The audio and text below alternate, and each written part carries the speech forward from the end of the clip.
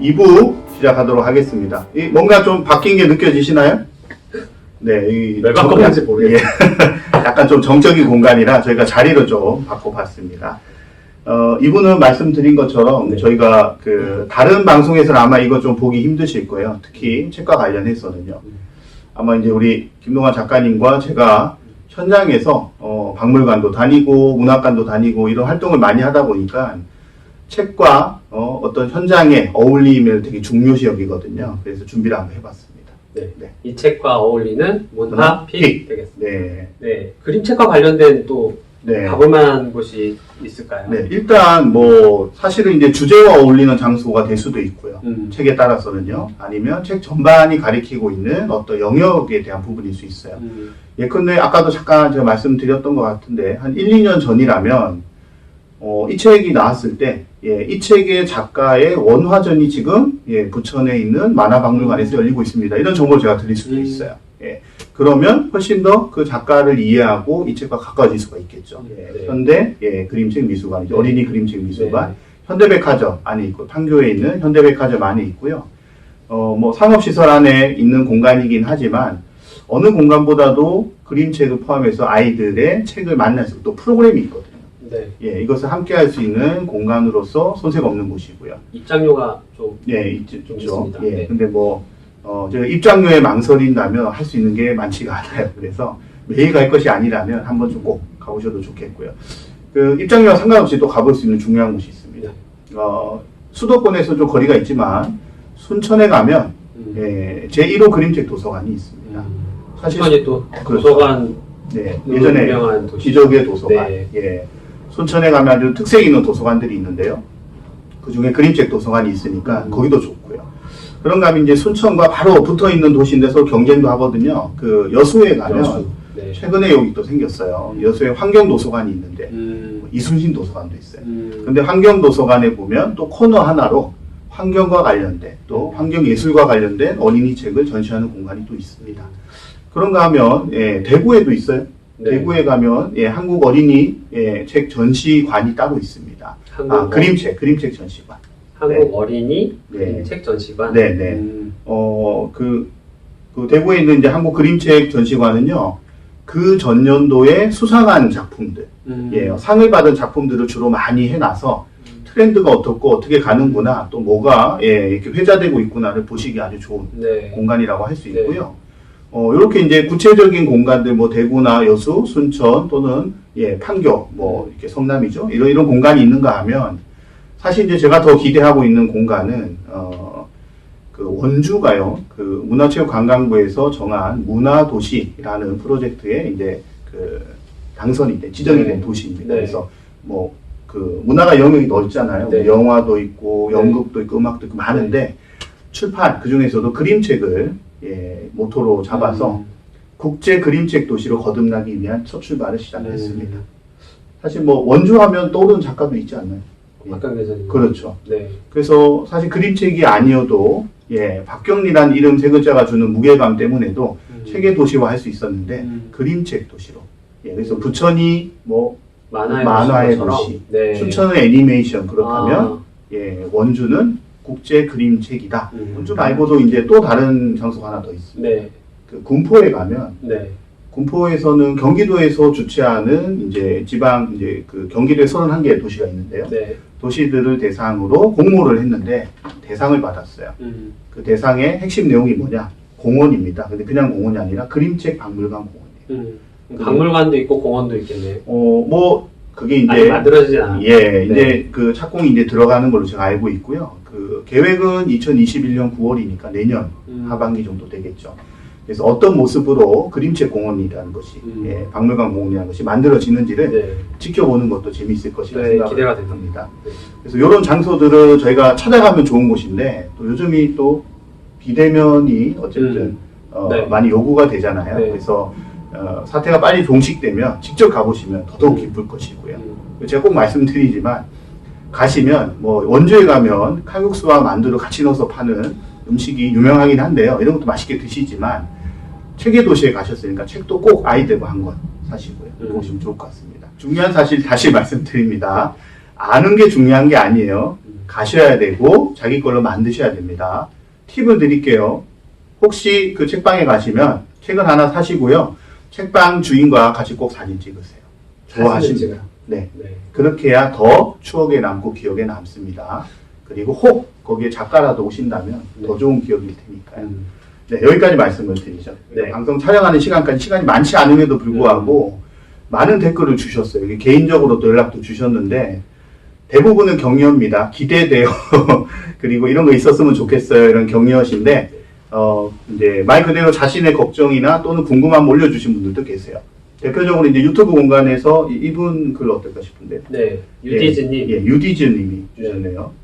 책에 보이는 대로만 읽어주는데 아이들 네. 눈높이에 맞게 전달이 잘 될 수 있도록 더 효과적으로 읽힐 수 있는 방법이 있나요, 작가님? 네.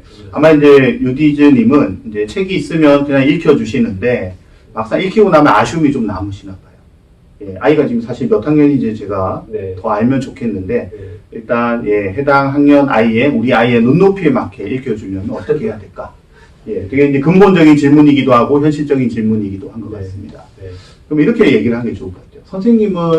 선생님 아이한테 책을 읽어주실 때 어떤 방법을? 네.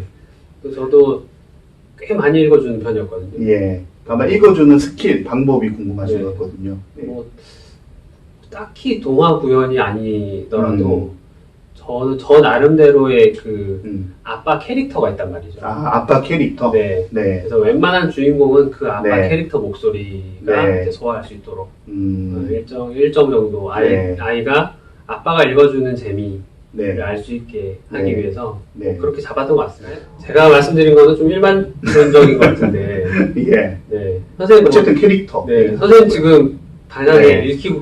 읽어주고 계실 거니까 예. 어떤 경험 있으신가요? 그 유디저님과 이제 뭐 어떨지 모르겠어요. 저희 아이들은 6살, 7살 연년생이거든요. 뭐 아까도 잠깐 말씀을 드렸던 것 같은데 저는 이제 책을 가급적 꾸준히 읽어주려고 하고 있고요. 뭐 아빠가 읽어주는 게 좋다라는 것보다는 제가 책을 읽는 것을 좋아하니까 사실 이제 그런 마음을 좀 나누는 심정으로 하거든요. 저는 약간 구연 동화에 가깝게 읽기는 해요. 네. 예. 근데 그것보다는 사실 저는 읽으면서 질문을 많이 합니다. 네. 뭐 특별한 질문은 아니에요. 아까도 말씀하셨지만 내용을 이해하느냐의 질문이라기보다는 그냥 책을 읽다가 문득 떠오르는 것을 늘 질문을 던져요. 맞아요. 네. 제 생각에는 내용을 중간중간에 질문을 하시는 분들 분명 있을 거예요. 네. 그러니까 너 지금 제대로, 이거죠. 네, 제대로 제대로 들었습니다. 알아듣고 있어? 예. 이 사람이 지금 뭐라 그랬지? 네. 뭐 이런 식으로 하시는 분들이 계실 텐데 그거보다는 지금 현재 공감을 하고 있는지가 더 그렇죠. 중요한 네. 이야기 같아요. 맞아요.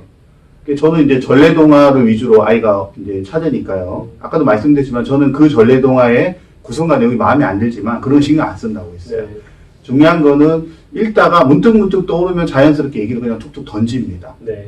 뭐 예를 들어 볼까요? 콩쥐팥쥐 같은 거, 예, 얘기를 이제 쭉 막 읽어주다 보면, 예, 막 나오는 이야기들 있잖아요. 예, 뭐 예를 들면, 콩쥐팥쥐 하다 보면, 야, 이거 어디서 들어본 얘기 같지 않아? 그러면 아이가 막 읽다가 갑자기 멈추고, 뭐, 이런 식으로 물어봐요. 신데렐라랑 똑같은 것 같은데, 그러면, 맞네? 야, 비슷한 책도 있지 않냐? 그러면 아이가 읽었던 책 중에는 모티브가 비슷한 것들이 많기 때문에 떠오르거든요. 예, 그러면, 그래? 하고 더는 안 물어봐요. 예, 그리고 그냥 딱 넘어갑니다, 또. 쭉 읽다가 또 나오면, 야, 근데 깨진 독 맞고 있으면, 물이 흐르나는데 들어가면 막 다 젖겠네? 뭐 이런 정도의 이야기만 하는 거예요. 그러니까 그러다가 그러니까 이게 말이 되고 안 되고가 중요한 것이 아니고요. 그냥 아빠도 아빠 나름대로 읽다가 툭툭 던진다입니다. 그래서 책을 읽는 어떤 나름의 긴장감을 형성하는 게 제가 하는 건데요. 이 작업을 하는 제일 중요한 이유는 그렇게 해야 제가 아이와 눈높이가 맞으면서 계속 가는 거거든요. 더 크면 또 다른 질문들이 또 나오겠죠. 그리고 저희 아이에게도 아빠가 생각하는 것들이 뭘까라는 것을 알게 모르게 던져주는 형태가 되지 않을까. 뭐 도움이 되셨을지는 모르겠는데요. 네. 뭐 이런 형태로 저희들도 책을 읽어주고 있습니다.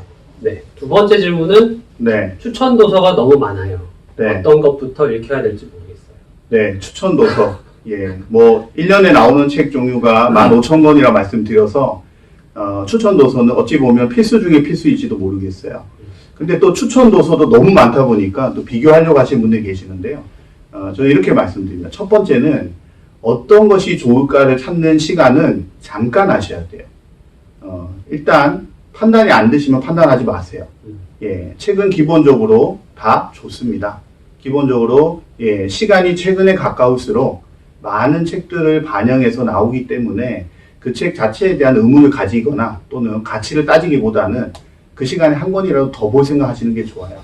예, 좀 원론적인 이야기 같지만 많은 정답은 원론에 있습니다. 그래서 책의 내용을 비교를 할 정도의 나의 독서력이 많이 올라갔는가를 스스로뿐만이 아니라 주변에서도 인정해 줄 때는 그건 괜찮아요.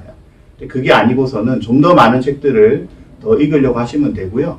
아마 고르기 전에 추천되는 것들이 많이 있을 거예요. 그러면 우리 불후의 책만 해도 4권이 있잖아요. 네. 일단 이런 책들부터 먼저 보시는 거예요.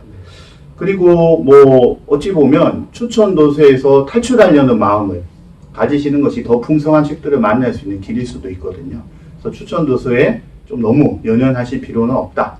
그러나 추천을 받으면 좋을까 안 좋을까를 묻기에 앞서서 그냥 읽어보세요. 구해서요. 예, 그런 방식을 먼저 말씀을 드립니다. 네.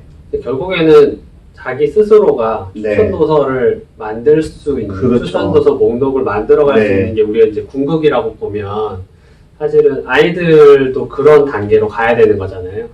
그러려면 네. 많이 읽는 수밖에 없어요. 맞아요. 그리고 사실은 추천 도서라는 것은 내 마음에 들어야 얘기를 해줄 수 있잖아요. 네. 그래서 내가 마음에 들고 누가 물었을 때 흔쾌히 얘기해 줄 수 있는 그런 책을 발견하는 게 중요하거든요. 네. 발견하려면 이것저것 많이 봐야 돼요. 추천만 해서 받으면 내가 뭘 좋아하는지 보다는 남들 좋아하는 것을 따라가고 있는지도 몰라요. 꼭 남들이 좋아하는 거 따라가는 게 안 좋다가 아니라 내가 좋아하는 걸 발견하는 것은 꼭 독서가 아니어도 필요한 부분이거든요. 그래서 일단은 무조건 많이 읽으시라. 네. 그 세 번째 질문도 이어서 한번 네. 해볼게요. 책을 함께 읽었는데 아이가 재미없대요. 이런 경우 많죠. 예, 엄마가 나름껏 뭐 이렇게 추천 도서일 수도 있고 아니면 우리 구로의 책 읽자고 해서 봤는데 막상 읽고 났는데 아이 반응이 별로 안 좋아요. 예. 근데 이게 성공률이 높을 수가 있나요? 아, 반응이 좋다 이것이요? 네. 네. 저 같은 경우는 예전에 생각해보면 그냥 반반? 많으면 60% 성공률이 네. 이게 아주 높게 잘 나오지 않는 게 정상이 아닌가 네. 싶습니다. 저 같은 경우는 이런 질문 받을 때 항상 비유해서 말씀드리는 게 있는데 이게 책을 만나는 거는 사람 만나는 것랑 같다 이렇게 생각하거든요. 그러니까 애들이 예를 들어서 네. 쟤랑 어제 놀아봤는데 재미없어. 쟤는 이제 안 볼래. 음.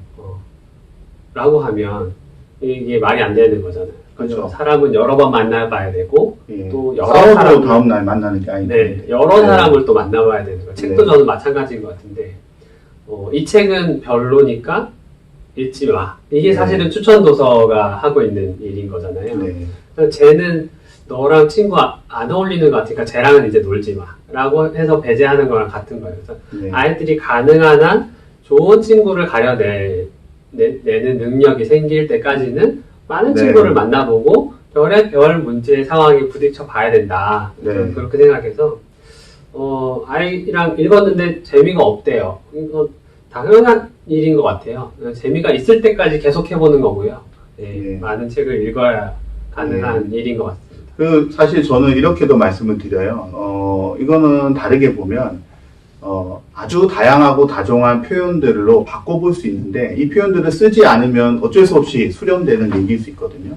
예컨대 우리가 어떤 음식을 먹으면 맛이 어때 그러면 맛있어 또는 맛없어로 이야기가 끝나버립니다. 그러면요 누군가 하나가 맛이 없어 그러면 그것이 가지고 있는 여러 가지 특성에도 불구하고 다 안 먹으려고 그래요. 예전에 제가 학생들 저기 중국에 갔을 때 중국 음식의 그 독특한 맛이잖아요. 그런데 한 아이는 항상 이렇게 이야기합니다. 먹으면 맛이 없어가 아니에요. 이것은 좀 맛이 특별해. 처음 먹는 맛이야. 어떻게 이런 맛이 있지? 특이해? 색달라? 이런 표현을 써요. 그러면 물러나 있던 아이들이 한 발 다가와서 맛보기도 하고 이렇게 접근을 해요. 그 마찬가지입니다. 재미있어 없어의 사이에 굉장히 많은 이야기들이 있거든요. 네. 재미하면 아이들은 일단은 막 신나고 좋아해야 돼요. 근데 우리는 알잖아요. 재미가 꼭 그것만 있는 건 아니거든요. 그럼요. 예, 부부의 세계에 뭐 웃었고 재미난 게 나옵니까? 그래도 어른들한테 어떠냐고 다 재밌다고 그러거든요. 그러니까 재미라는 단어가 가진 아주 무궁한 스펙트럼을 표현으로도 바꿔보시는 게 좋아요. 그래서 아이가 재미없어라고 했을 때 그거는 진짜 이 책은 아니야라는 뜻이 될 수도 있지만 아니면 자기가 할 수 있는 표현을 담지 못하는 상황일 수도 있다는 거 꼭 기억하시고요. 네, 좋은 말씀. 예, 찾아보는 거 중요하다 생각합니다. 네. 5번째 마지막으로 한번 볼까요? 네, 그림책을 고르는 작가님만의 노하우. 네. 네. 그림책을 고르는 작가님만의 노하우. 아까도 잠깐 얘기 나왔던 것 같긴 한데, 예, 우리 김도관 작가님.